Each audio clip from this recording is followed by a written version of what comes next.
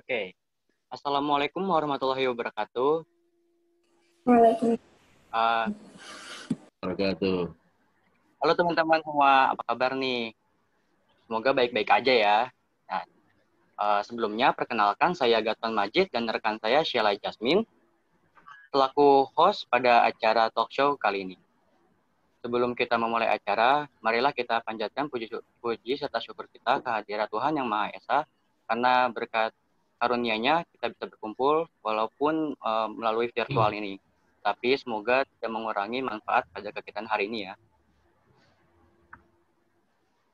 Nah, teman-teman, di masa pandemi kayak gini pasti semua terdampak. Kita sebagai pemuda dan pemudi penerus bangsa nggak boleh cuma males-malesan rebahan di rumah doang ya. Apalagi hari ini kita lagi memperingati Hari Sumpah Pemuda dan Bulan Bahasa. Kalian tahu nggak sih, kenapa setiap bulan Oktober Indonesia merayakan Bulan Bahasa? Kenapa di bulan Oktober? Kenapa bukan bulan lainnya? Kenapa bulan bahasa ini diberikan karena pada tanggal 28 Oktober 1928 terjadi peristiwa Sumpah Pemuda yang mengikrarkan bahasa Indonesia sebagai bahasa persatuan. Nah, dengan adanya bulan bahasa ini, kita sebagai penulis bangsa hendaknya dapat mengembangkan kreativitas dalam berbahasa dan mampu bersaing di era global, tanpa mengurangi rasa cinta terhadap bahasa Indonesia. Nah, teman-teman, di akhir acara nanti bakalan ada kuis berhadiah yang bakal menarik banget. Nah, kita juga bakal ngasih pertanyaan kepada kalian melalui Google Form. Jadi simak talk show ini sampai akhir ya. Dan sebelum kita memulai acara pada hari ini, marilah kita mendengar sambutan dari Pak Dulahir selaku Wakil Bidang Kesiswaan. Kepada Pak Dulahir, waktu dan tempat kami persilakan. Ya, terima kasih Gatwan. Ya. Assalamualaikum Bu Syanti. Tadi belum saya sapa Bu Syanti. Waalaikumsalam, Pak. Ya. Baik.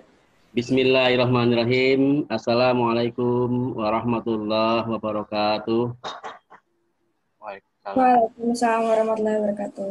Alhamdulillah wa syukurillah ala nikmatillah wala haula wala quwata illa billah ma ba'd. Yang saya hormati seluruh kepala sekolah, tadi mau hadir kemari tadinya, cuma karena ada kesibukan jadi nggak bisa hadir. Yang saya hormati tadinya pembina OSIS Ibu Setio ya, yang harus hadir hari ini harusnya, tapi karena harus mengantar ibunya ke rumah sakit maka izin nggak bisa hadir. Juga Bu Erni, Dr. Erni harusnya hari kemari karena tadi sayang dengan Bu Syanti sebagai anak kesayangannya, tapi nggak bisa hadir karena ada kesibukan dalam acara keluarga, tapi insya Allah nanti akan menggabung walaupun terlambat gitu ya. Jadi salam untuk Syanti, katanya nanti insya Allah bisa bergabung ya. Dan juga yang saya banggakan pertama ya Mbak Risyanti ya, anak saya juga ya, yang saya sudah ngajar selama setahun, ini sudah hampir 2 tahun. Mudah-mudahan masih senang dengan akuntansi ya, Risyanti, yang tidak ada metode lagi mudah-mudahan ya. Dan juga dari OSIS yang saya banggakan juga, terima kasih atas persiapannya, dengan persiapan yang baik, mudah-mudahan juga bisa lebih baik lagi untuk ada hasilnya. Saya terus mengulang-ulang bahwa untuk mendapatkan pelaksanaan yang baik diawali dengan persiapan yang baik. Dan saya sudah melihat proposalnya bahwa kalian sudah mempersiapkan dengan baik. Ya, mudah-mudahan sampai dengan tanggal 28 ya yang saya baca itu semua dapat berjalan dengan lancar. Anak-anakku sekalian, saya mengucapkan banyak terima kasih sekali lagi ya kepada panitia dari MPK maupun OSIS yang telah mempersiapkan sedemikian rupa. Dan perlu kita ketahui betul tadi bahwa dalam pembukaan kegiatan bulan bahasa merupakan kegiatan yang ada hubungannya dengan ada event yang lebih besar, namanya adalah kegiatan Sumpah Pemuda. Dan mungkin kalian sudah tahu lah, sudah hafal apa isinya, dan mari kita mengaplikasikan. Yang susah adalah bagaimana mengaplikasikan kehidupan Sumpah Pemuda di tanggal 28 Oktober tahun 28 itu ke dalam kehidupan sekarang. Nah ini diperlukan nggak hanya sekedar seremonial saja, tetapi bagaimana mengaplikasikan. Program kegiatan bulan bahasa merupakan program resmi di 62 dan hampir setiap tahun dilakukan. Oleh karena itu saya selaku kesiswaan mengharap bahwa program ini menjadi program resmi yang makin meningkat ya mutunya maupun kuantitasnya, nggak hanya sekedar jumlahnya tapi juga ada mutunya, yang penting itu. Mengapa demikian? Karena program ini menjadi juga program unggulan, di mana program ini akan mengacu kepada yang dinamakan dengan lomba kedinasan dan sangat berpengaruh terhadap prestasi sekolah. Misalnya di LDBI misalnya ya, ada lomba cipta puisi misalnya ya, kemudian lomba baca puisi ya, dan seterusnya. Ini menjadikan barometer sekolah kita. Salah satu bentuk prestasi sekolah kita adalah ditunjukkan dengan kegiatan namanya lomba kedinasan. Memang banyak seperti OSN, ya, O2SN, misalnya FLS2N, ya. Tadi ada LDBI, ada KEPAK, Kemah Pramuka misalnya, ada KKP, Kawah Kepemimpinan Pelajar nanti untuk OSIS, ya kan ya. Ada opsi nanti yang kami juga sudah mempersiapkan, begitu. Oleh karena itu, melalui OSIS dan MBK, mudah-mudahan ini jadi akomodir dengan baik, sehingga SMA 62 itu bisa dilihat ya di kancah prestasinya. Ini harapannya itu. Baik. Yang kedua, ingin saya sampaikan bahwa kegiatan yang sekarang di Talkshow ini bagi kami merupakan hal yang luar biasa ya. Dan info dari dinas pun sudah memfollow ke kami ke 62 bahwa munculnya Mbak Risyanti ini menjadi sesuatu yang lebih dikenal ke 62-nya itu. Nah, saya mengharap nanti mudah-mudahan ada Risyanti lain yang mampu untuk menggantikannya. Mungkin tidak hanya menulis saja, mungkin cipta puisi barangkali, baca puisi yang sekiranya lebih besar, ya lebih besar gitu ya. Kita kapan lagi sih kalau nggak mulai sekarang kita berprestasi gitu. Makanya saya sering menginformasikan semua event-event yang bersifat kedinasan sering saya share ke MPK OSIS. Diikuti saja, diikuti. Kalau menang itu nanti masalah kedua. Yang penting kita ikuti dulu, kita persiapkan apa kelemahannya dan apa mungkin kendala-kendalanya. Sehingga ke depan tetap bisa lebih berprestasi. Ini penting ya. Nah, berhubungan dengan Risyanti yang di apa namanya? Ada aktivitas Risyanti ya yang dilakukan Risyanti, yaitu munculnya ada suatu novel ya Risyanti ya, ya. Nah itu kepala sekolah juga cukup bangga ya, karena sudah dibaca oleh kepala sekolah di ruang kami juga sudah ada gitu ya. Memang saya belum sempat membaca secara utuh, tapi saya pernah membaca sekilas saja. Ya, ini pertanda bahwa Risyanti memang banyak membaca gitu ya. Artinya banyak membaca berhubungan dengan munculnya novel tadi. Ya, maka kalau anak-anak OSIS MPK atau yang lainnya mungkin ingin ya bisa berprestasi seperti Risyanti ya banyak membaca juga gitu. Ya. Banyak novel-novel besar yang level dunia ya yang bisa Anda baca ya, mesti Agatha Christie misalnya itu kan yang terus yang apa itu pengarang seperti Harry Potter itu kan luar biasa itu. Makanya kita banyak membaca itu. Membaca itu bukan lagi sesuatu yang apa ya, itu bukan harusnya kebiasaan gitu ya, menjadi budaya gitu. Ini penting ya, seperti itu ya. Nah, berhubungan dengan menulis, saya ingin memberitahu bahwa menulis itu sebenarnya tidak susah kok, dalam teori nggak susah. Ya, ini kita sudah diberi contoh oleh Risyanti ya. Kalau dari sisi guru kita diberi contoh oleh Pak Herman sendiri. Dia juga udah S3 ya kan ya. Ibu Dr. Erni udah S3, berarti dia tidak susah sebenarnya. Ya, tidak susah untuk menulis gitu. Apa yang kita lakukan cuma beda bidangnya saja. Kalau Dr. Erni, Dr. Herman Safri menulisnya dalam hal sains gitu ya, bidang masing-masing gitu ya. Nah, Risyanti bidangnya bidang novel ya, malah bagus artinya tidak apa namanya tidak membuat beban gitu. Karena kata kunci adalah bahwa menulis itu tidak susah gitu. Tidak susah ya. Sama nanti kalau Anda nanti S1, S2, S3 nggak susah sebenarnya, asal Anda mau saja dan mau ya. Artinya apa? Sama dengan menulis itu mudah ya, mudah ya. Kalau menulis itu tidak susah sama dengan menulis itu mudah gitu. Tinggal dijalani saja ya, mengalir saja materi yang ada, dibaca dengan baik, tahu aturannya, ya membaca referensi dengan banyak, bisa itu. Dengan mengalir saja, dijalani dengan apa yang telah dilakukan, selesailah. Tahu kan menulis itu, ya menyicil lah pelan-pelan semampunya gitu. Mungkin dari menulis pribadi, ya kan ya, nanti mengacu kepada sains dan seterusnya gitu ya. Nah, jadi barangkali itu aja ya dari saya ya untuk memotivasi Lagi munculnya Risyanti ini, saya mengharap ada motivasi ya pada teman-teman yang lainnya, sehingga SMA 62 itu makin berprestasi. Ya, makasih ya atas waktunya. Selamat untuk berprestasi yang lainnya. Mudah-mudahan ini sekali lagi muncul Risyanti lain yang mampu membawa SMA 62 lebih berprestasi. Demikian saya akhiri. Wassalamualaikum warahmatullahi wabarakatuh. Waalaikumsalam warahmatullahi wabarakatuh. Terima kasih Pak Dul atas sambutannya.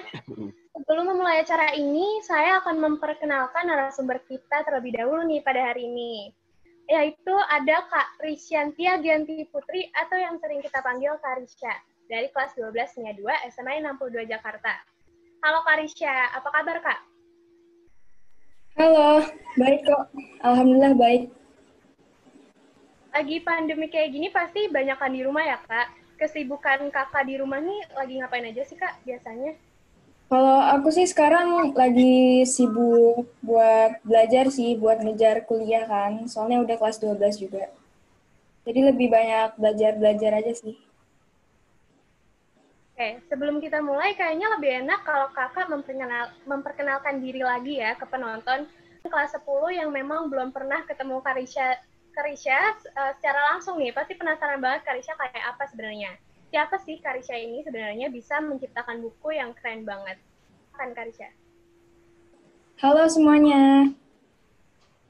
Kenalin ya, nama aku Risyantia Gianti Putri. Aku dari kelas 12 MIA 2, tapi aku biasa dipanggil Risya aja. Terus umur aku ini sekarang udah 17. Itu aja sih. Oke. Untuk mempersingkat waktu yang ada, kita mulai aja kali ya ke acara talk show kali ini ya Kak ya. Masuk ke pertanyaan pertama aja ya Kak langsung. Menurut Karisya sendiri nih, arti menulis tuh apa sih Kak? Kalau menurut aku sih, kalau bagi aku pribadi ya, menulis itu tuh menuangkan ide, menuangkan khayalan kita, imajinasi kita, perasaan kita ke dalam bentuk tulisan kata-kata yang dibentuk sedemikian rupa menjadi seindah mungkin. Kalau itu sih menurut aku. Jadi menuangkan ide-ide dari pikiran kita ke tulisan gitu ya Kak ya? Ya, jadi nggak cuma ide-ide aja, tapi bisa dari perasaan kita, dari khayalan kita, imajinasi, dan yang kita rasakan. Oke. Kan yang kita kenal kakak ini penulis dari novel Prodigi dan Belati Kuno ya Kak ya? Iya. Yang melatar belakangi kakak menulis novel-novel kakak ini apa sih? Dan berapa lama waktu yang dibutuhkan untuk membuat novel Prodigi dan Belati Kuno? Kalau latar belakang sih kayaknya karena aku suka banget baca ya. Terus karena dari baca-baca itu jadi senang aja gitu menghayal atau berimajinasi gitu, kan kayak seru gitu kan. Apalagi kalau aku ini tuh pikiran aku tuh kayak nggak bisa stay di satu tempat gitu loh. Jadi misalnya lagi ngapain pun pasti aku bisa menghayal apa gitu. Nah terus kalau misalnya berapa lama sih kalau menulis buku yang Prodigi dan Belati Kuno ini, aku sih bikin kira-kira sih 8 bulan. Oke. Berarti kalau misalnya yang melatar belakang itu karena kakak sering baca ya, jadi banyak ide-ide yang tertuang gitu. Oke. Kalau pasti teman-teman semua yang nonton penasaran banget sebelum kakak menulis cerita atau buku itu, apa yang pertama kali kakak lakukan? Atau misalkan kakak mikirin alurnya dulu, atau klimaksnya nanti gimana, atau kakak ya udahlah nulis aja dulu, nanti itunya belakangan gitu. Sebenarnya kalau nulis itu kan pasti yang ide tuh tiba-tiba ada tuh kayak gak selalu struktural gitu kan. Misalnya kita kayak ada ide, ada tokoh yang lagi berdialog atau misalnya kejadian aksi sesuatu gitu. Nah kalau aku sih sebenarnya kalau yang pertama sebelum nulis itu aku bikin kerangka ceritanya dulu. Jadi misalnya kalau misalnya kayak satu buku doang gitu, aku bakal mikirin dari awal sampai akhir. Jadi mau yang buku satuan atau misalnya serial gitu, kalau aku pasti bikin dulu awal dan endingnya kayak apa. Jadi kita tuh nulis udah tahu endingnya kayak apa. Nah, kalau misalnya langsung hajar nulis aja tuh kadang-kadang suka stuck gitu kan. Nah, makanya kalau tips aku kalau misalkan kayak ada yang stuck atau apa gitu, bikin kerangka ceritanya dulu. Jadi unsur-unsur intrinsiknya kita bikin dulu kayak tokohnya siapa, terus kita bikin misalnya tokoh-tokohnya ini kebisaannya apa, karakternya kayak apa, kelemahannya apa. Jadi itu kita harus tahu lengkap dulu mengenai ceritanya baru kita tulis gitu. Oke, berarti kalau Kak Risha sendiri berarti mikirin start dan endingnya dulu ya, Kak ya? Ya, Kakak nih melakukan riset nggak sih untuk keperluan cerita kakak saat menulis novel Perigi dan Belati Kuno? kalau riset tuh sih pasti harus ya, soalnya kan kita cerita tuh nggak boleh sembarangan. Terus kalau berhubung aku juga genrenya science fiction juga kan, jadi aku juga harus belajar banyak riset gitu. Oke. Setiap orang pasti punya kesulitan masing-masing kan ya, Kak ya? Kakak nih pernah ngalamin kesulitan nggak sih ya untuk menulis Prodigi dan Belati Kuno ini? Dan gimana cara kakak mengatasi kesulitan kakak? Kalau kesulitan tuh biasanya, kan tadi aku udah bilang ya kalau ide tuh kayak suka datang di waktu yang nggak terduga gitu, suka tiba-tiba aja datang. Nah, terus biasanya tuh ide tuh kadang-kadang lagi KBM gitu, terus tiba-tiba ada ide. Nah, kalau menurutku sih masalah waktu sih, kayak ini ide tuh datang nggak tepat waktu banget, misalnya kita lagi belajar di kelas gitu kan, terus ada ide, tapi kalau misalkan nggak segera ditulis nanti lupa. Jadi kalau aku sih mengatasinya ya tulis seadanya dulu aja di buku catatan. Jadi biar kalau ada ide tuh kayak langsung ditulis aja gitu biar nggak lupa nantinya. Ya kalau lama nanti lupa lagi ya kayak. Padahal udah bagus gitu ya. Oke. Pertanyaan selanjutnya, Kak Datan. Oke. Berarti di kesulitannya itu kalau misalkan lagi KBM tiba-tiba dapet ide ya Kak. Oke. Berarti langsung ke pertanyaan selanjutnya nih Kak. Setiap penulis nih pasti kan punya penulis favorit. Kak Harisha sendiri nih punya penulis favorit dari Indonesia nggak sih Kak? Dan apa yang bisa Kakak pelajarin dari karya-karya mereka? Ada sih, kalau aku yang paling favorit itu sih kalau dari Indonesia sendiri itu Terelie ya. Soalnya dia itu setiap cerita dia itu tuh dia bisa menempatkan plot-plot itu di waktu yang tepat dan ceritanya itu kaya gitu. Oke. Kalau dari luar negeri ada, Kak? Oh, kalau dari luar negeri sih ada, soalnya aku juga lebih sering baca buku bahasa Inggris kan, buku impor gitu. Kalau yang favorit aku sih Agatha Christie ya. Salah satunya Agatha Christie. Terus sama J.K. Rowling juga. Sama ada satu lagi, Rick Riordan. Oke, berarti kakak emang lebih suka baca yang luar malah ya kak daripada Indonesia ya. Oke, lanjut nih kak, pertanyaan terakhir. Bagaimana cara kakak menularkan semangat menulis nih kepada teman-teman semua yang di sini? Dan atau ada kata-kata bijak yang kakak sukai gitu? Kalau aku sih kalau mau mengajak semangat menulis sih awalnya itu pasti dari ngajak membaca dulu, karena setiap penulis itu kan juga pembaca, tapi nggak setiap pembaca itu penulis kan. Jadi aku sih ngajak kalian ini untuk baca dulu, baca apa aja sesuai genre kalian, atau misalnya kalian suka genre romance atau yang action atau yang fantasi, baca aja, karena dari membaca itulah kita jadi semangat untuk menulis gitu sih. Oke, kami ucapkan terima kasih banyak nih kepada Karisha yang sudah meluangkan waktunya dan memberikan informasi-informasi yang bermanfaat banget buat kita nih. Nah, kita lanjut ke acara selanjutnya, itu ada sesi tanya jawab nih Kak dari teman-teman warga 62 melalui akun Instagram SMAN 62 JKT. Pertanyaan pertama dari Salwa dari kelas 10 IPS 1. Kakak mulai menulis dari kapan dan kenapa tertarik untuk menjadi penulis? Boleh jawab Kak. Kalau aku sih menulis tuh udah dari kalau awal bangetnya sih aku udah lupa juga ya, tapi yang aku inget itu sering banget nulis tuh dari SMP. Nah, jadi kalau waktu aku SMP itu, aku lebih sering nulis-nulis puisi gitu, terus aku juga suka lomba-lomba nulis puisi kayak MGMP atau FLS 2N gitu. Nah, terus dari nulis puisi itu aku juga jadi suka bikin-bikin cerita gitu, cerita novel. Tapi kalau dulu tuh lebih kayak draft-draft yang nggak terselesaikan gitu.